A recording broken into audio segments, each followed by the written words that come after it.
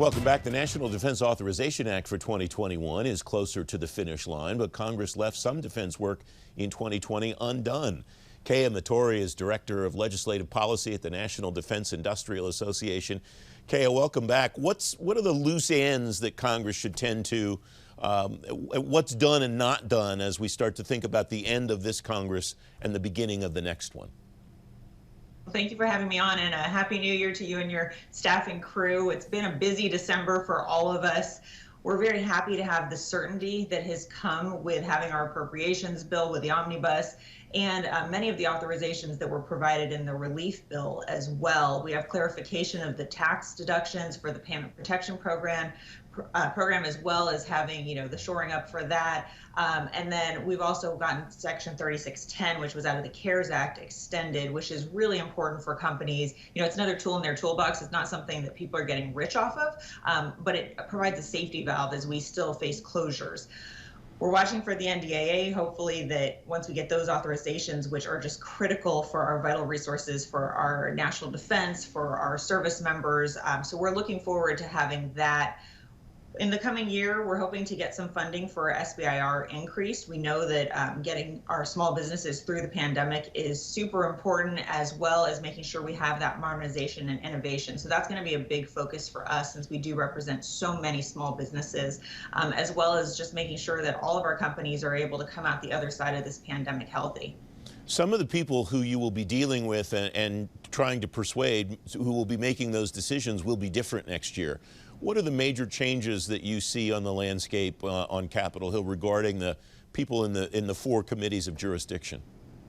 Well, we already know that since Representative Thornberry is retiring, and we're very grateful to him for all of his decades of service from the House Armed Services Committee, so we know that we'll be working with Rep. Rogers. That one is going to be in place. He's got great experience coming from Homeland Security, being the ranking member over there. So we're looking forward to working with them. Other House committees, they haven't done their assignments. They're swearing in on Sunday, but we understand that probably next week they'll be making those assignments. On the Senate side, we know that Armed Services, the leadership's going to remain the same, but there will be some changes.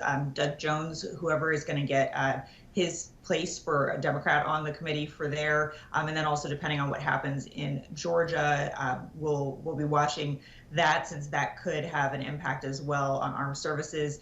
For the appropriations, we know that Minority Whip is going to be stepping down from Armed Services, from appropriations, and focusing on Judiciary. So we're expecting that change. So there will be some movement, but we know from the leadership standpoint, at least, kind of who the players will be and continue to work with. You can answer this question specifically regarding Senator Inhofe and Senator Reid, or existentially regarding a generic chairman and ranking member. What difference does it make whether a person of one party or a person of the other party is the chair or ranking member of a committee like SASC? I think it will have more of an impact overall to the Senate than it will for the particular committee. Both of them are dedicated to supporting our warfighters, making sure that our military has the resources that they need. They've both been, positive to work with. So I don't foresee that there will be too much of a difference as far as who is in the majority of the minority as far as that aspect of it. We have about 90 seconds left, Kea. We mentioned COVID a bit in some of the legislation that's passed. What are you tracking on Capitol Hill regarding the Defense Department, the Defense Industrial Base, and COVID, and how that might work in 2021? Well, vaccine distribution is a big one. We know that the armed services have started pushing out. We know Marine Corps, they've had their MAR admins come out. The other services have had them. What the vaccine distribution looks like for companies is a little bit harder because it's by state and local laws. And so some guidance there would be helpful. If it's necessary, continuing to support 3610. We know appropriations are still needed there, depending on how much it's used in the coming year, and just really making sure that we're able to get through the other side. Cybersecurity is going to be incredibly important. The FY21 NDAA is stronger on cybersecurity than any other legislation. 26 of the Cyberspace Solarium Commission's recommendations are included there, and AI is going to be really big. We saw that in the NDAA as well. So it should be a great great coming year for all of us to, hopefully get through this pandemic and have a happy 2021 across the board. About 30 seconds left. Anything else that you're paying attention to as we end this year and begin a new one?